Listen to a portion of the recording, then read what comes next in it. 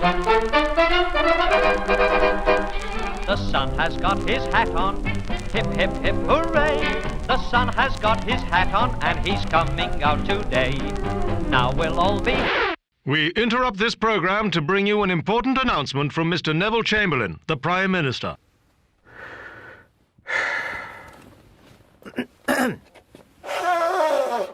Psst, you're on, Nev. I beg your pardon? You're on, Prime Minister. Go for it, mates. Oh. This morning, the British ambassador in Berlin handed the German government a final note stating that, unless we heard from them by 11 o'clock that they were prepared at once to withdraw their troops from Poland, a state of war would exist between us. I have to tell you that no such undertaking has been received, and that consequently, this country is at war with Germany. And now we return you to the music. So jump into your sunbath. Excuse me, young man. What's up, Gov?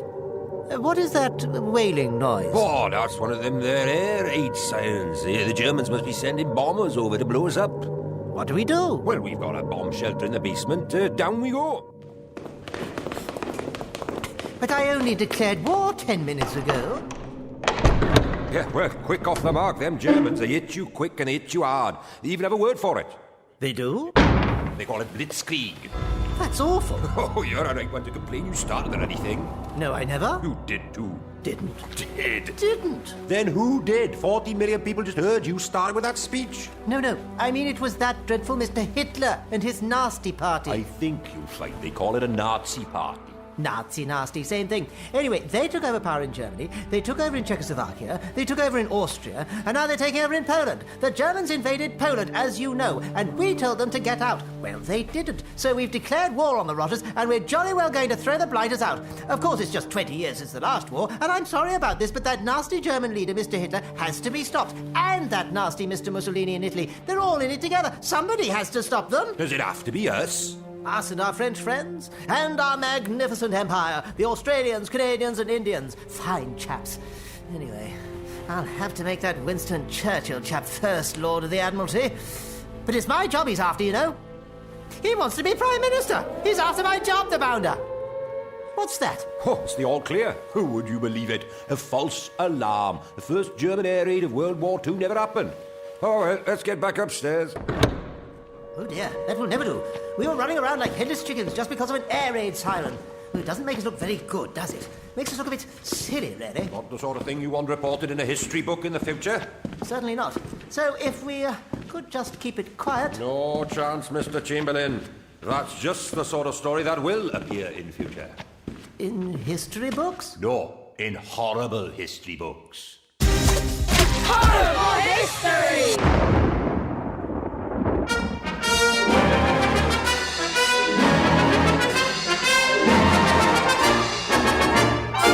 Ladies and gentlemen, we interrupt this interruption to bring you the horrible history of World War II, especially on how horrible it was on the home front, especially for children, but also for everyone else. Presented by the author of the horrible history books, Mr. Terry Deary. Mr. Terry Deary. God, where's he got to? Excuse me? Terry Deary, where have you been? This is September 1939? That's right. Phew, good news then. You won't need me. Look at this. From America. In the paper. About the war. Washington Post, 3rd of September 1939. Both sides agree not to bomb civilians. That can't be right. Well, here's an English newspaper, the Sunday Express. It says there will be no war in 1939. Give me that. There will be no war in 1939. According to Hitler's horoscope. Is what a scope? Horror. Ah, that reminds me. Horrible history. Excuse me, I've got to write another one. Bye. Wait a minute. What about this one? Woeful World War II. Well, I haven't been born yet. I'm not born till after World War II ended in 1945. So, what can we do about it? We could go forward to the 1950s when I was at school, a time when people still remembered how horrible it was. Oh, very well. Oi, you. Yes, mate. Take us to the 1950s, will you? All right, mate. What about me? Can I come too? Sorry, Mr. Chamberlain. You're going to die in 1940. Britain will be led by Mr. Winston Churchill. I told you he was after my job.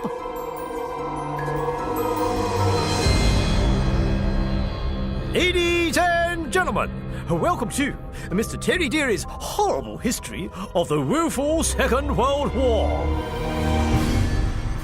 All right, now settle down. Now write the date on your new exercise books. It's May 1955, exactly 10 years after the end of World War II in Europe. Now, silence in class. Anyone talking will receive the cane. Heil Hitler. What was that, dearie? Nothing, sir. I would be grateful if you did not compare me to Adolf Hitler, an evil man. It was he who convinced the Germans that the Jews were responsible for all their problems. It was he who taught hatred as a way of life, tried to exterminate the Jewish people as if they were... He's a dreadful man. Dreadful times. A long time ago, though. 10 years ago. It might seem a lifetime away to you, but don't make light of that name. This is supposed to be our history lesson. And it is history to us, sir. And you can't have this sort of history without Hitler. I was in the war. What did you do, sir? Did you see off many of the enemy? I once put 20 people in hospital in a day. You shot them? No, I poisoned them. I was a company cook. I was trying to make an omelette during the blackout. I mixed up rat poison with the dried egg powder. Mind you, the rats developed quite a liking for dried egg. Sir! Look, I didn't have to go, you know. The government expected most Britons to fight, but there were some jobs too important to leave, and teaching was one of them. So I suppose that's history as well. What teachers did in the war, that's history. What anybody did, what children did, what people thought, felt, ate. So, me eating this gobstopper, that'd be history. Well, if you eat that in class, you will be history, dearie. Where was I? Ah, yes, now, a lot of teachers felt they had to go and fight. So many that there were schools that just had to close down. Yes! And some schools that were damaged by bombs, of course. Wish this school was damaged by a bomb. Bombing didn't matter to those brave British teachers. One teacher took his class to the local graveyard and taught them sitting on the gravestones. Creepy. My dad never told me that about the war. Of course I do know a lot. Oh, enough to answer one of Sir's terrible tests. Probably. Go on, Sir. Test Freddy on the schools in the Second World War. Very well. Are you ready, Freddie? Now, some of these answers can be pretty gruesome, though. Great stuff.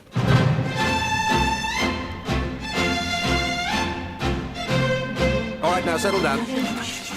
Children had to have name tags sewn into every piece of their clothing and shoes. Why, Freddie? Easy peasy. In case they lost them. Wrong. It was in case they were blown to bits by a bomb. The pieces could be identified. Ooh, yeah. Question 2. How old was the youngest person killed in World War II? 11 hours, 11 months, or 11 years? I guess an 11-year-old running home from school.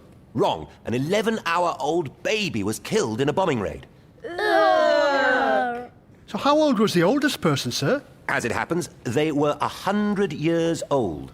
Next question. Boys up to the age of 12 were forced to wear short trousers. Now, why did boys wear short trousers? Please, Sir, I know the answer. Boys wore short trousers because they'd look pretty stupid in skirts.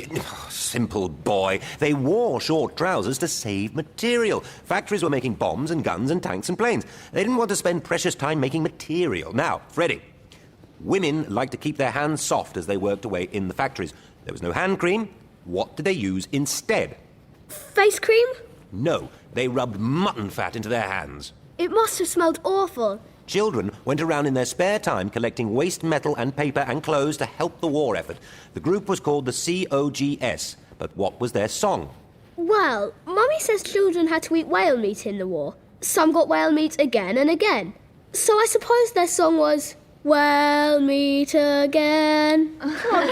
No, the popular song of the time was There'll Always Be an England. The COGS sang There'll Always Be a Dustbin. You're not doing very well, Freddie. I'd like to see you do better. Fine. Ask me one, Sir. Very well, dearie. Children were told to watch out for spies. They were taught a little poem about not telling strangers anything. Can you finish the poem? It goes... If someone stops me to ask the way, I must tell them... I can't say. Amazing! That's the correct answer. I couldn't tell you the answer. No, you just did. If someone stops me to ask the way, I must tell them I can't say. Yeah, I knew that. Take a gold star, dearie. Oh, that's not fair, sir. teachers weren't always fair during the war, of course. There is a curious story of a missing bar of chocolate. As you know, there were very few sweets around during the war. A bar of chocolate was a precious thing, and in one school in the south of England, there was the curious case of the chocolate bar. Once upon a time, in a school in the south of England, I discovered a mysterious tin box on my desk. I say, Janet, what's this tin box doing on my desk? I don't know, Freddie, but I've got one too. Perhaps it's a bomb, planted by an enemy spy. Shall we open it and see? Gosh, no. Look, it has a label on the lid. Do not open except in an emergency. What sort of emergency, I wonder? How odd. I wish I could look inside. So would be furious. You don't want a 2-hour detention. You'd miss the house cricket match. It would almost be worth it to see what's inside. Quick, put it down. Sir is coming. Good morning, Form 3A. Good morning, sir. Now, you're probably wondering what's inside those boxes on your desks. Yes, sir. Tell us, please, sir. Tell us. Well, I can tell you they are emergency rations. Your parents were asked to send them. If the enemy attacks and the kitchens are destroyed, then the food in the boxes will keep you going for at least 2 days until help arrives. You must not open those boxes except in an emergency. Is that clear? Yes, sir. Why is he looking at me? Because everyone knows what a greedy little turnip you are. Stop talking, you two. Now, Class 3A, open your books at page 37, The Origins of the French Revolution. The next day, I got a letter from Mummy saying she'd sent the emergency box to me and she put in a bar of Kit Kat chocolate. I wish she hadn't told me that. I have to have that Kit Kat, Janet. I'll die if I don't have a bite. And you'll die if Sir catches you opening a box. Freddie, don't do it. What's that? Air raid practice. Right, class, line up at the door. Let's see if we can beat last week's record of 2 minutes and 40 seconds to the air raid shelter, shall we? And do not forget those gas masks. Oh, Lord, Janet, I've gone and forgotten my secret box. Sir will kill me. He'll make sure I miss the cricket match. I'm going back. What are you doing back here? Sorry, sir. I forgot my emergency box. Here, take it, but don't open it. And you can have 2 hours detention tonight. I'll miss the cricket match, sir. I know, and let that be a lesson to you. Yes, sir. Well, we won the cricket anyway, so that night, in the house where we were staying, we decided to celebrate with a midnight feast. I have a little dried egg and some mashed potato. I have a Kit Kat bar. You can't open your emergency box. But I can. If no one knows what was in it, then no one will know I've taken it out. Go on then, open your box. Crikey, my Kit Kat! Gone? Stolen! But who would do a thing like that? I think I know. You mean? Yes. It's only been out of my sight once, and when I went back to the classroom it was in the hands of... Sir?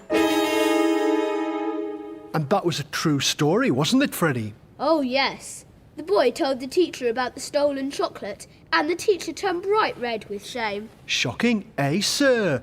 The teacher was a thief. Would you believe it? That's horrible history, isn't it? Well, let's get on with our lesson, shall we? Horrible history!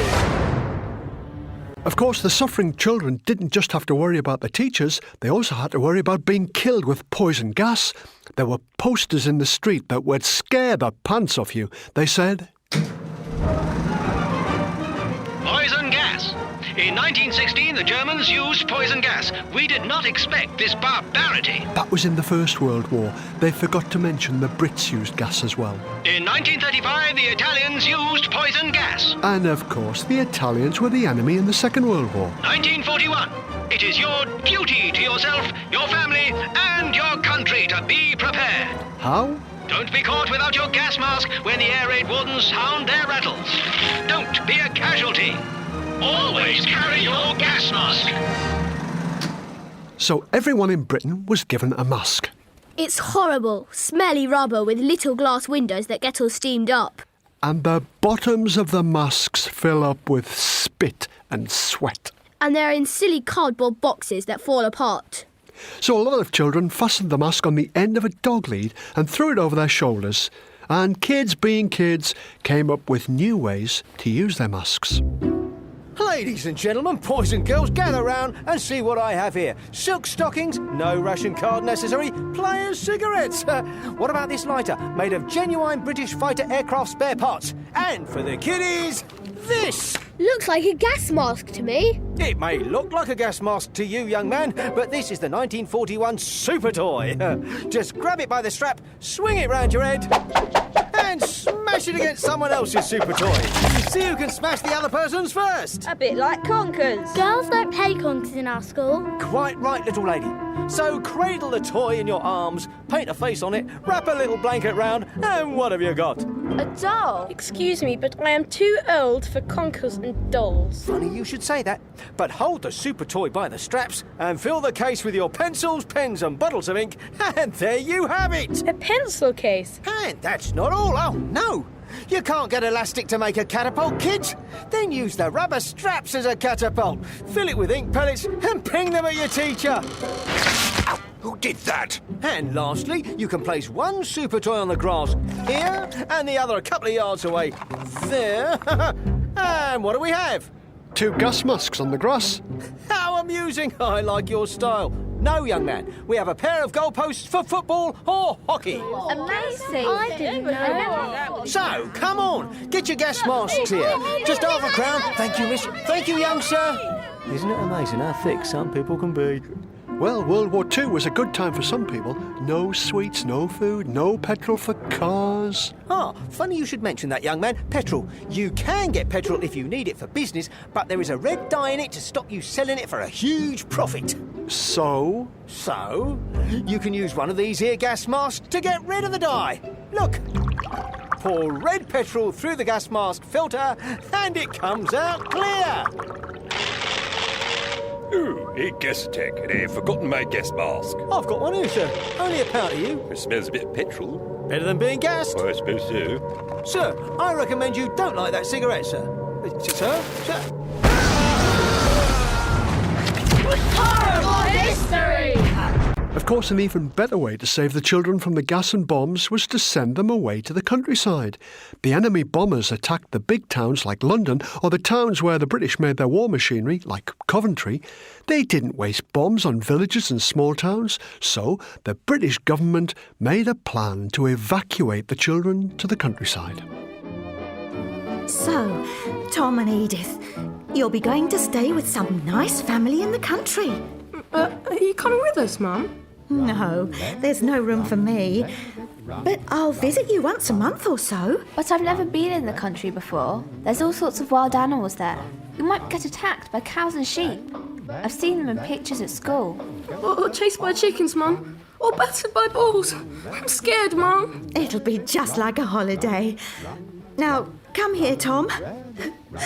And let's see if we can get rid of those nits in your hair before we send you off on the train. Oh, no. Mum, that hurts. Stop it. No, not with that comb. Ow! A lot of children love their stay in the countryside. But this is horrible history.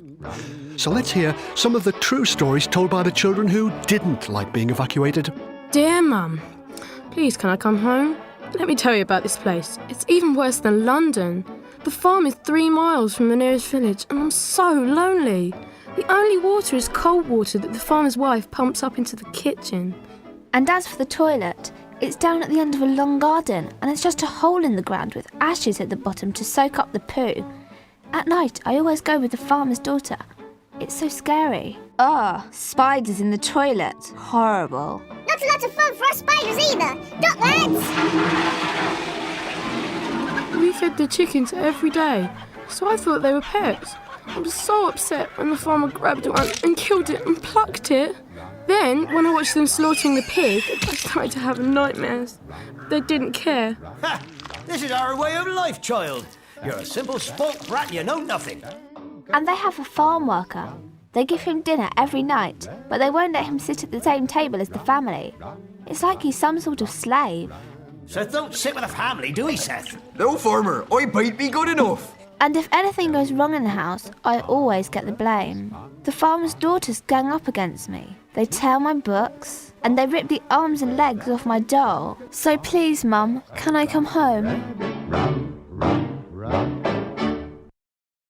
dear Edie. I'm sure you'll be fine once you've settled in. I may get out to visit you sometime next year. That'll be nice, won't it? All my love to you and little Tom, from Mum. I thought I was badly off, but at school I met an evacuee called Marjorie. She was even worse than me. She had terrible bruises on her arms and legs. I asked her, how did you get those? I've been sent to stay with a woman called Mrs. Grant. I went with my little brother, Kenny. Speak when you're spoken to, or I'll take a stick to you! Oh no, Mrs. Grant! Are you alright, Marge? Mum and Dad are coming to visit us tomorrow. I'll tell them what she did. But when Mum and Dad arrived, she just lied. Oh, such a shame about those bruises. Yes, they got them playing in the fields. They can be a little rough, can't they? Safe journey home. Don't worry, your little darlings are in good hands. Now, you two little rats, try to get me into trouble, will ya? I'll show you what a beating really is. Oh, ow, ow, ah! That'll teach you. Your parents live in a block of flats, don't they? Well, only criminals live in flats, and I know how to deal with criminals. Beat it out of them! She sold our sweet ration. She gave us the most disgusting jobs, made us pick up cigarette ends from the gutters so she could make her own cigarettes from them. And worst of all, when Kenny and Marjorie went home, they found their mother and father hadn't even missed them. Then there were the saddest evacuees of all, the ones who got home after the war and found their parents had simply gone. Nearly 40,000 children were unclaimed after the war. Hang on. It wasn't all one-sided. The evacuees could be pretty awful kids to live with. You should hear some of the stories from the families that looked after them. Our evacuee was in terror. One day he started playing with some matches and he set fire to the chair. We had to redecorate after he left. That's nothing. Our evacuee came dressed so shabbily, my mum bought him new clothes. He went home for the weekend and came back to us in more shabby clothes. His mum had taken the new clothes and sold them. And you can't get a knit home for love or money. They're sold out. The evacuees' heads are just crawling with knits. And our evacuee had never been fed anything but chips all his life. We gave him a fresh egg and he didn't know what to do with it. My mum sent our evacuee out shopping. He came back with the groceries and the money. He just shoplifted them the way his mother had taught him. Evacuees are just dirty little thieves. Country people are just cruel monsters. Thief. Monster. Nitty Nora. Chicken murderer. Smelly little townie. Evacuees. Whose idea was it anyway? Well, it seemed like a good idea at the time. Horrible history! Would it really have been that bad to stay in a bombed city? Listen to this report and make up your own mind. This is the news on Friday the 13th of February 1945. Yesterday's air raid on the city was the worst of the war. There were even more dreadful losses because it was a carnival day and so many children had gone to the circus. They only became aware of the attack when loudspeakers made an announcement. The first waves of a large enemy bomber formation have changed course and are now approaching the city boundaries. There is going to be an attack. The population is instructed to proceed at once to the basements and cellars. The police have instructions to arrest all those who remain in the open. The first bombs fell at 10:13 p.m. and created a firestorm, gales of air rushing in to feed oxygen to the flames. The gales pulled up trees and sucked people off their feet. I couldn't understand why we didn't shoot the enemy bombers down. A spokesman for the city defences said that fighter planes were sent up to attack the bombers. Unfortunately, guns on the ground also tried to shoot down the bombers. Instead, they shot down our own planes. It was not a disaster. This morning, long-range enemy fighters flew over the city and machine-gunned anyone who was out in the open.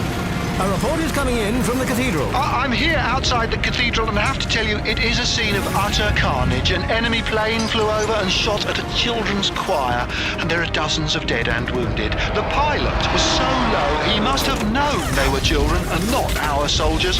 It's quite dreadful, inhuman. Many people tried to shelter in their own cellars, but smoke rolled down and choked them. An army officer was able to tell us what he saw. I saw about 60 people in one cellar. Their escape barred by a fire. I tried to help them. I shouted, soak your coats in the fire buckets, put them over your heads and run. The ones who did survived. But it's unbelievable. One woman cried, certainly not. It'll ruin my best fur coat. She died, of course. The main target was the central station. It was hit, but the rail service says trains will be running again this morning. So the raid that killed so many innocent people was a failure. No one will ever know how many people died in the city over the past day, but some say it's as many as 135,000. And that is the end of the news today, Ash Wednesday from Dresden in Germany. So, Hitler deserved it, Hitler and his lot. They deserved our bombers. Silence! But Hitler was evil, you said so. And so he was, but the people of Dresden... So what were the British supposed to do? The point is, we said this was going to be all about the home front. What happened to the people at home? And Dresden was home to a lot of people, and some of them, children, for example, were totally innocent.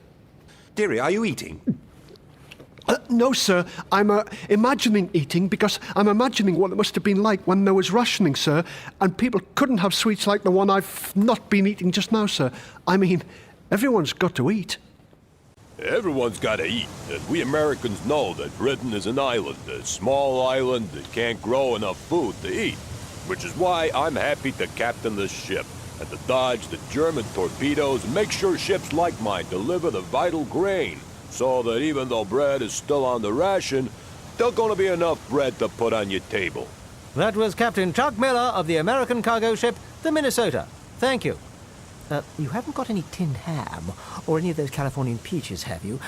Or some of those rather nice little sausages? You're still on. Oh. Now, ladies and gentlemen, but mainly ladies, we proudly present our new program, Fun Food for Your Family. Here to help me is the star of the government information program. Yes, why, it's Potato Pete. Hello, everybody. Remember my verse and all join in. Potatoes new, potatoes old, potatoes in a salad cold, potatoes baked or mashed or fried, potatoes whole, potatoes pied. Enjoy them all, including chips. Remember, spuds don't come in ships. And what exciting recipe have you got for us today, Pete? Nothing with fish in it, I hope? No, certainly not, Brian. Our fishermen face enemy submarines just to catch your fish, and the Navy needs those fishing boats to check for dangerous mines that could sink our own battleships. That's right. A new government poster puts it very well. The fishermen are saving The fishermen are saving lives by sweeping seas for mines. So you'll not grumble, what, no fish, when you've heard these lines. And whatever you do eat, make sure you do not waste a scrap. Now remember, wasting food is against the law. Auntie threw her ham away. To the lockup she was taken. There she is, and there she'll stay, till she learns to save her bacon. To the lockup. Locking up wasters is too good for them. Oh. Thank you, Pete. If I had my way, I would shoot them. So, moving along to today's recipe, Pete. And then I'd probably eat them. That'd teach them a lesson, the swine. Thank you, Pete. We get the message. Your recipe, please. What? For eating people who waste food? No, Pete. For today's fun family dinner. Eh? What? Oh, sorry, Brian. Today, I'm going to show you how to make fudge. First, you boil your potatoes. Here are some I boiled earlier, then you mash them.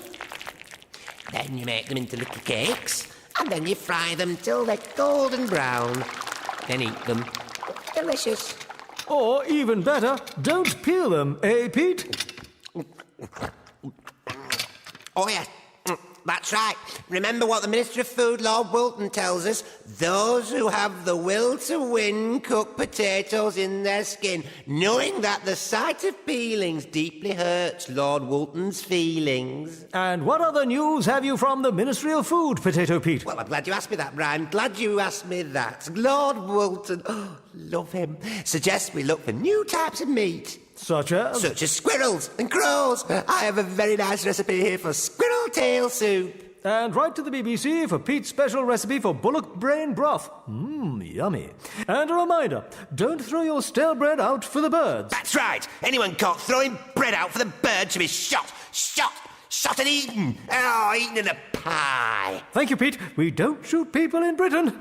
More's the pity. But we do kill butterflies before their caterpillars destroy our precious cabbages. Yes, and those lovely little fluffy bunny rabbits. Tell them about those, Brian. Yes, little fluffy bunnies make a tasty rabbit stew. And finally, Mums, don't worry about the shortage of bananas. That's right, Brian. Take a turnip and mash it up with some sugar. Really delicious.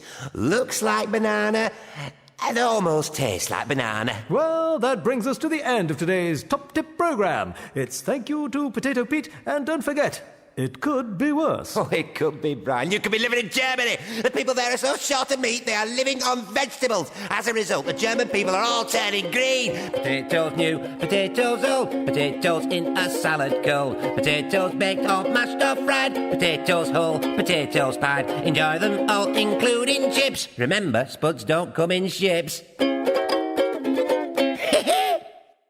So it was true, sir, about the German people turning green? No, that was just one of the many lies that were put about during World War II to make people think we were winning. Lies? The British government told the people lies? Oh, every government told their people lies. The Italians said they'd bombed Britain so heavily they had hit the Loch Ness Monster and killed it. That must have been messy. No, it was messy. Oh, never mind. But look, lies are all part of history. Still, it could have been worse. How? Worse than that? You could have been living in Germany. If you think the British diet of potatoes, potatoes and potatoes was bad, you do not want to hear what the stories that went round in Germany. Yes, I do. No, you don't. It's so horrible, it would give you nightmares. I like nightmares. Oh, very well.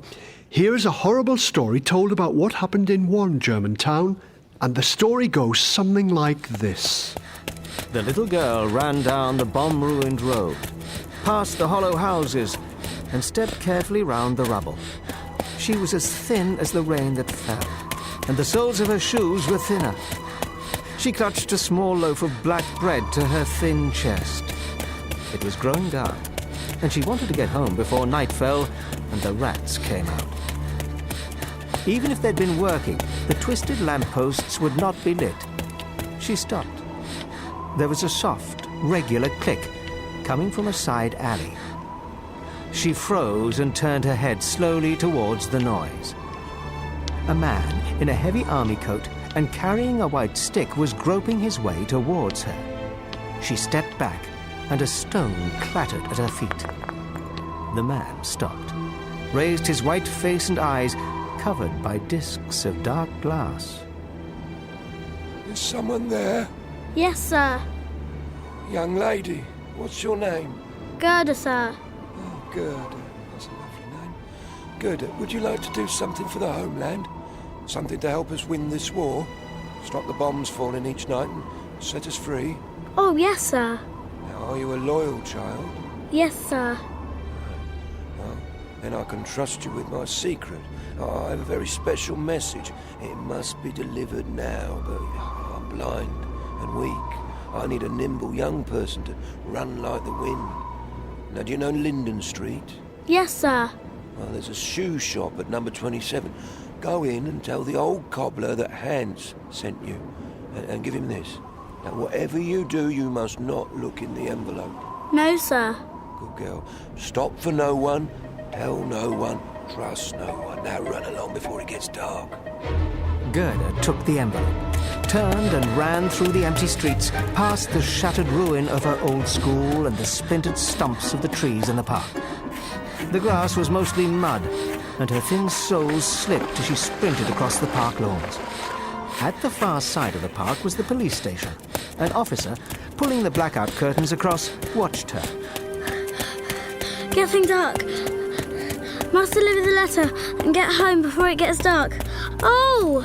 She stopped so suddenly, her feet skidded on the cracked paving.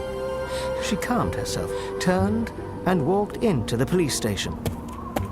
The weary old man behind the counter looked at her through red-rimmed eyes. Can I help? Gerda told her story. So I thought I'd better come straight here. I see. Suspicious. That's what I thought. How did the man know it was getting dark if he was blind? I think I will take that note to number 27. But let's get you safely home first. It was later that night, as Gerda lay beneath a thin blanket and listened to the distant rumble of bombs, that there was another rumble. Someone knocking at the door. Her mother showed the policeman into the house, and Gerda sat up, wide-eyed to listen. He told her what had happened. There is a cobbler shop at 27 Linden Street, run by an old man and his wife. When I went in with my uniform on, the couple looked very nervous. Now, all cobbler shops smell of sour old leather, but the smell in that shop was worse. The man made an excuse and went through to the back shop. I heard the back door open, then close, and realised he'd escaped. So I looked round the shop, and then I looked down into the cellar. What was there? More horrors than I've seen in the whole of this terrible war. There were bodies, dead bodies. Most were cut up and wrapped like joints of meat to be sold to hungry customers. I've heard of people eating human flesh. They're so starved by this war. It's terrible. Terrible. What was in the letter? Dear Jacob, this is the last one I shall be sending you today. Your friend, Hans. Yeah, you were next. Now that story is nonsense, dearie. It's just a wartime version of Red Riding Hood. The girl meeting the stranger who sends her off to be eaten. No one in Britain ever got that hungry. You weren't listening, were you, sir? That story didn't come from Britain. It came from Germany.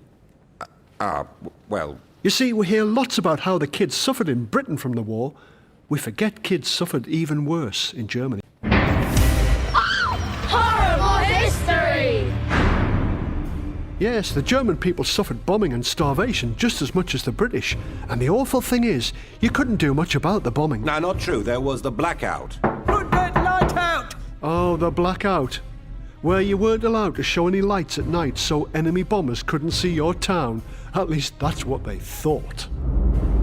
Well, heads, are we over Sunderland yet? I don't know, my captain. I cannot see it.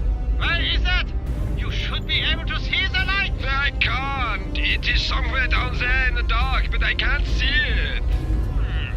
You know what I think, Hans? No, my captain.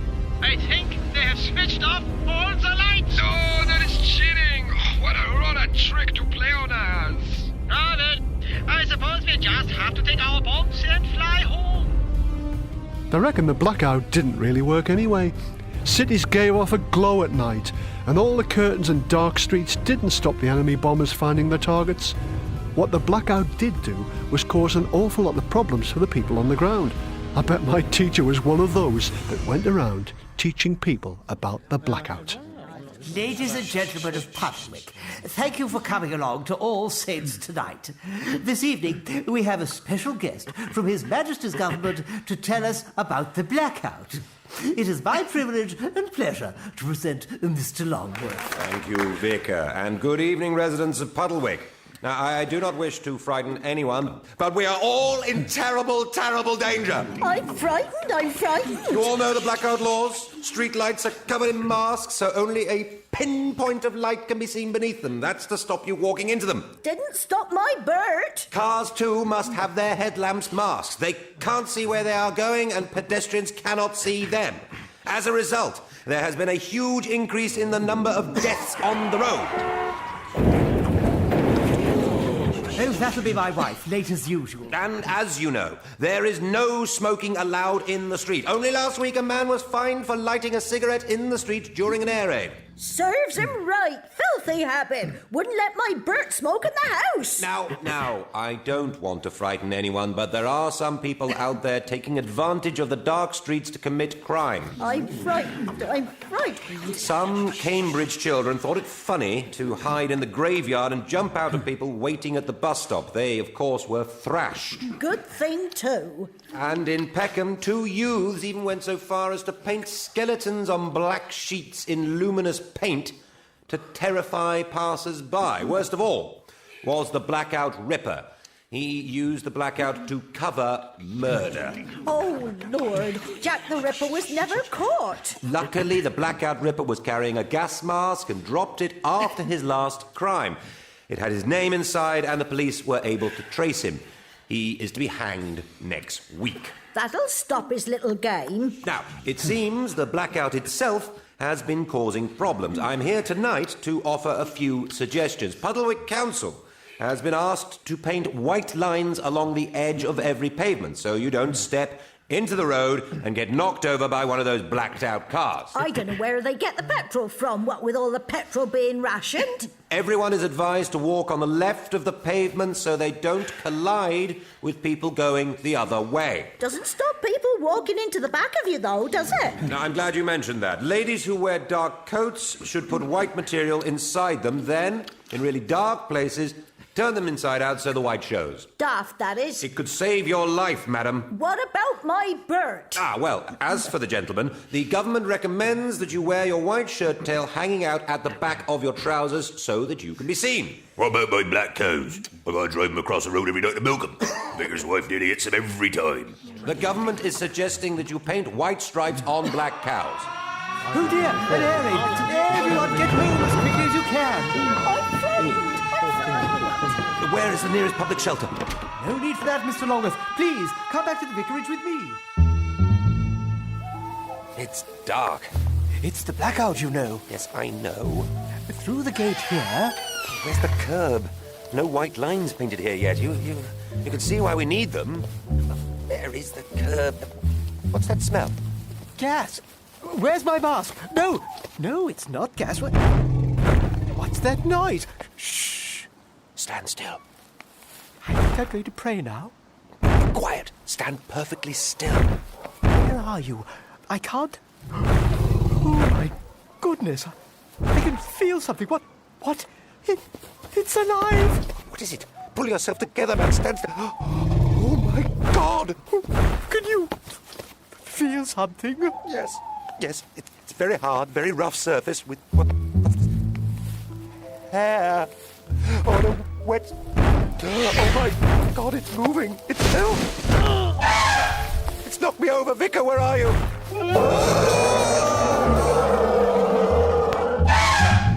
Somebody did come across an elephant in the blackout in Derby. It was a circus elephant unemployed because of the war, out for a walk with a master. And farmers really were told to paint black cows with white stripes. But the blackout was no laughing matter. Loads of kids were killed by cars in the blackout years, even though there were very few cars on the road. And it wasn't just the bombs and cars you had to worry about. There were the pig bins. What? Bins full of pigs? No! Britain was so short of food they had to save every bit. Any leftovers were scraped into a big bin at the corner of the street. So the kids could eat them for school dinners? No! To feed to the pigs. The bins were emptied once a week. But the food could get pretty smelly and slimy after a few days. And there's a true story about a man who had an awful accident with a pig bin. It all started one night when a girl decided to go to a dance in the local church hall. That's a lovely white lining to my cloak, Mum. I should be safe now. I'm still worried, my girl. You never know who you could meet out there in the dark. Don't be silly, Mum. I'll be fine. All the same, watch out for strange men. Yes, Mum. If a strange man comes near you, then kick him on the shin and run. I'll be fine, Mum. See you later. But when the girl reached the corner of the street, a man came towards her, head down, trying to see the path in front of him. She stepped to one side, he stepped the same way. Look out! Get off me, you horrible man. If a strange man comes near you, then kick him on the shin and run. Right. The girl had such a good night at the dance, she forgot all about it till she got home later. Hello, Mum. Back home safe and sound. Shush! Keep your voice down. Why? What happened? Your dad's gone to bed early. He had a horrible accident on his way home. Run over by a car? No. It seems he was attacked by some young woman. She kicked him on the shins and pushed him into the pig bin. Shocking. Shocking. Who would do a thing like that? I can't imagine, Mum. I simply can't imagine. There's something about a soldier, something about a soldier, something about a soldier that is fine, fine, fine. He may be... And we interrupt this programme to bring you news of our brave guardians of Britain's home front, the Local Defence Volunteers, the LDV. These gallant chaps do a hard day's work, then put on their uniforms and spend hours on watch, looking out for enemy paratroops and spies. As Mr. Winston Churchill said, We shall defend our island, whatever the cost may be. We shall fight on the beaches. We shall fight on the landing grounds. We shall fight in the fields and in the streets. We shall fight in the hills. We shall never surrender. if the enemy ever lands on our beaches, it is the bold boys of the LDV who will fight them in the streets. An announcement was made earlier today by the Minister of Defence. It is my duty to announce that from now on the local defence volunteers will be known by a new name. They will become the Home Guard. I've never heard of the LDV. Local people who volunteered to defend our towns if the enemy ever invaded by air or by sea. Some unkind people suggested they wouldn't be much good if real enemy soldiers appeared. They joked that the LDV stood for Look, Duck and Vanish. So they became the Home Guard. I still haven't heard of them. No. Well, the name they are best known by is, of course, Dad's Army. Who do you think you are kidding, Mr. Hitler, if you think we're on the run? And were they really that bad? Well, one thing about being a historian, dearie, is doing research. Which is why I've managed to get these documents from a real Home Guard unit. Here, operations book, patrol duties. It wasn't just playing at soldiers, you know. Look at this. Accident book. All accidents to be recorded by the senior officer. God, look at this. All the accidents they had. 8 September 1940, volunteer A.L. Mackay shot in the left knee. At last, my own Lee Enfield rifle. No more playing around with broomsticks and the like. Now we're proper soldiers. I remember these, just like from the First World War. You just... Accidentally shot himself with his own rifle. 17th of August 1940, volunteer J.E. Parker. Gunshot wounds in right arm and chest while patrolling. Oi, Parker! Oh, where are you? Oh, it's a rabbit. Run, rabbit, run. I'll take a pot shot at it. Rabbit pie for tea. No ammo, eh? Thank God for it.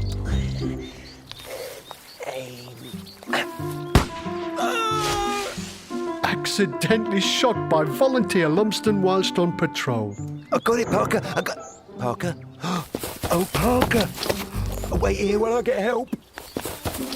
15th of October 1940, volunteer D.W. Skellen fractured ankle in Church Hall. Now, pay attention. We'll set the film projector up over here, because today I'll be showing you a War Office film called Bring That Table Over, Skellen. Hurry up, come on. Yes, the film is called Safety First.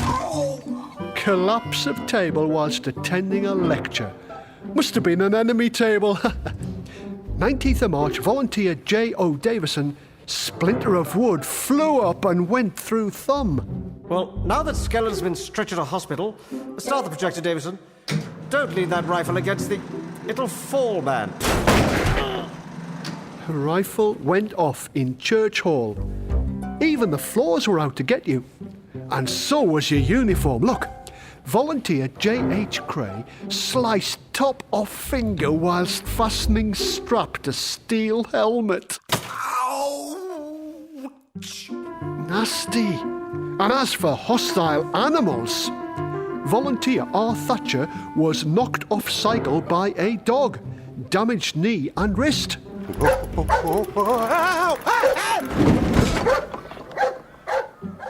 Must have been a German Shepherd.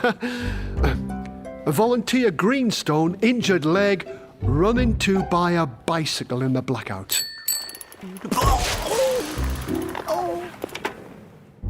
Volunteer A.C. Moody died after practice at Whitburn Rifle Range. Death by heart failure brought on by the exercise. 768 members of the Home Guard died during the war in accidents. Volunteer R. Simpson fell from a vaulting horse in the gym 27th of November, struck head, 30th of November, died. Those gym mats could be a terror too. Volunteer J. Oakenshaw tripped over gym mat, struck face against box, damaged mouth. broke false teeth. And look at this one. Private E. Fowle, instructing troop on the rifle range, received bullet wound in the rear of his thigh.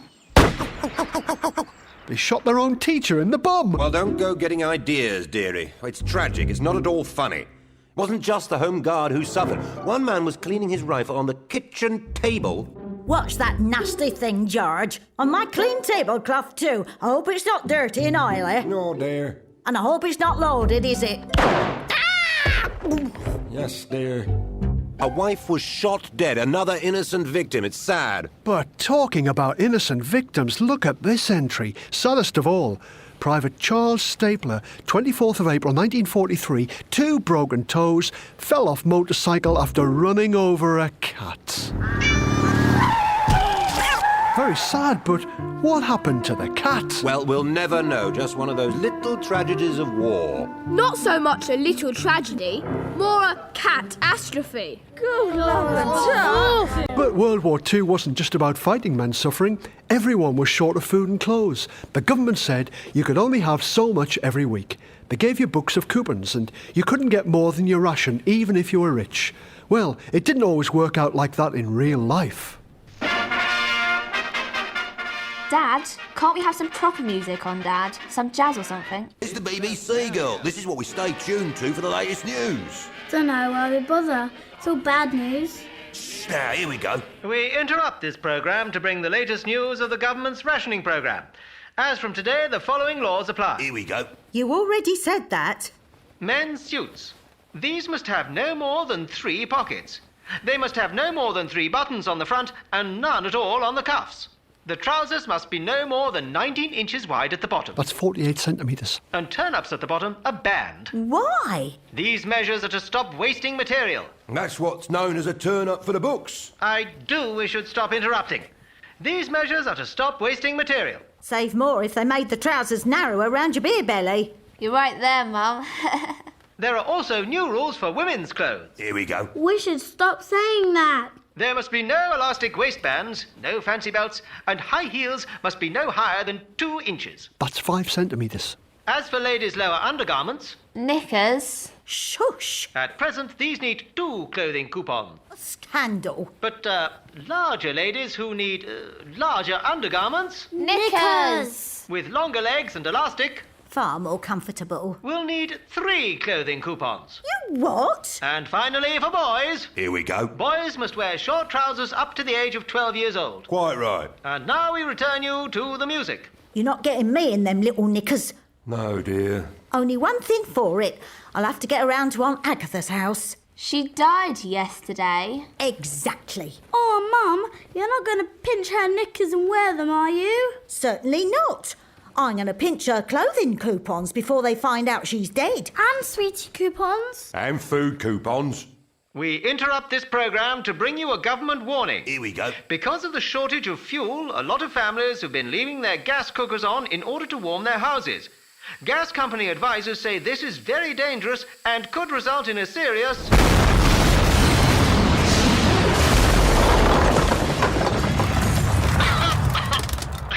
We now return you to the music.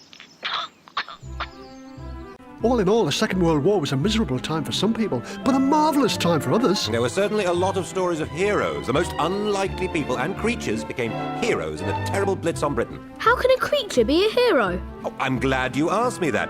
I have here a BBC recording of an unusual ghost story from the Second World War. See what you make of it.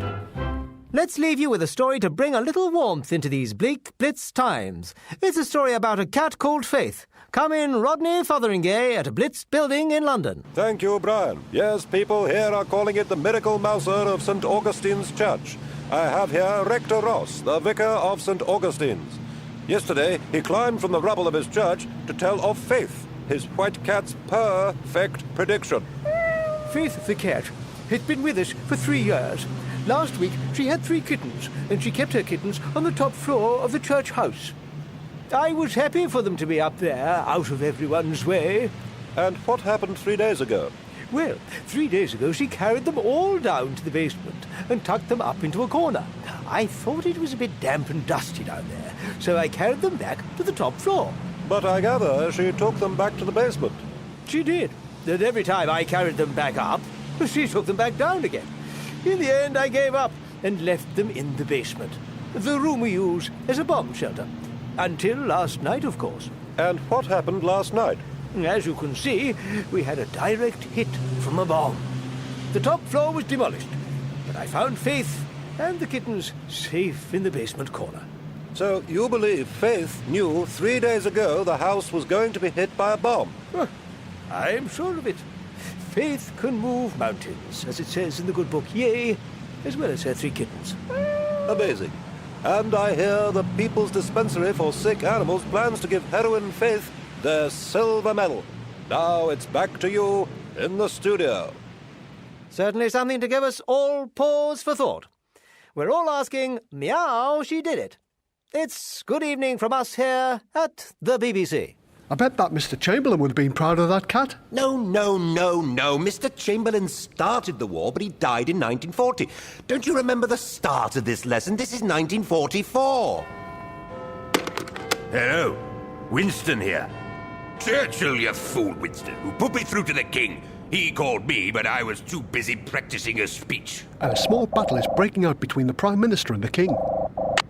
Winston, ready for the big push in France, are we? I am indeed, sir. There will be no hesitation whatsoever. 1944 will be a momentous year, and I, myself, will command the troops in France. Excellent, Winston. You will, of course, follow my lead as we move across France. You see, I will, as king, lead the assault. I have decided. Sir. Good. Blithering blast spoils everything. What was that, Winston? Sorry, sir. I just had to give some urgent orders to one of my heads of staff about the danger of blast from these new flying bombs. Right.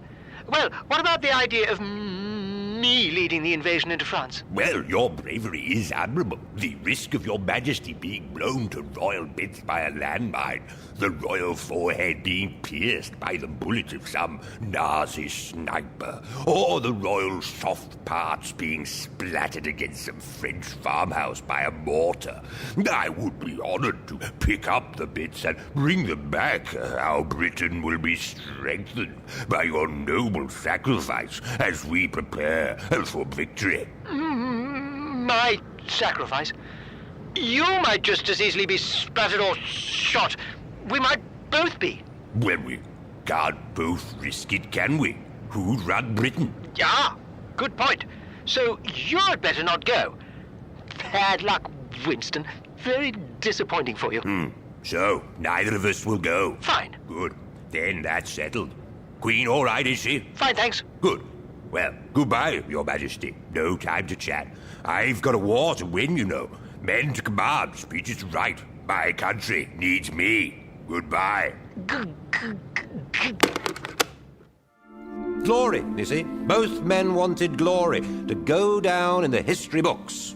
Time to go home, sir. But, well, just before you go, if you have to take one memory from the Second World War, then take this one. You want to know how Britain did in the Blitz?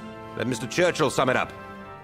If the British Empire lasts 1,000 years, men will still say this was their finest hour. Sir, you know when at the beginning both sides agreed not to bomb civilians? Yes, Freddie? And lots of civilians did get killed, and the war was ended with the biggest bomb ever? Yes, Freddie. Was that anybody's finest hour? No.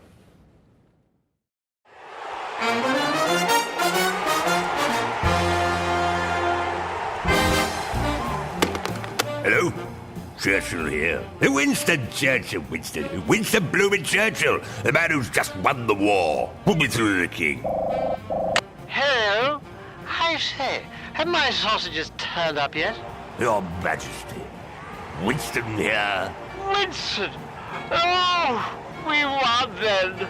Here we go, here we go, here we go. And I say, have you heard this one? 2 flies in an airing cupboard. Which one's wearing a British soldier's uniform? I don't know. The one on the tank. That was Woeful World War II, based on the Horrible Histories books by Terry Deary. The actors were Brian Bowles, Terry Deary, Toby Longworth, Tom Maggs and Jill Schilling, and drama students from the Blackheath Conservatoire of Music and the Arts. I say, you're mad. Oh, what about this one? I went to the doctor the other day, and he said, say ah. And I said, why? And he said, because my dog just got run over in the blackout last night. The producer was Nick Baker. The director was Dirk Maggs. It was a testbed production for BBC Audiobooks. I didn't get that one.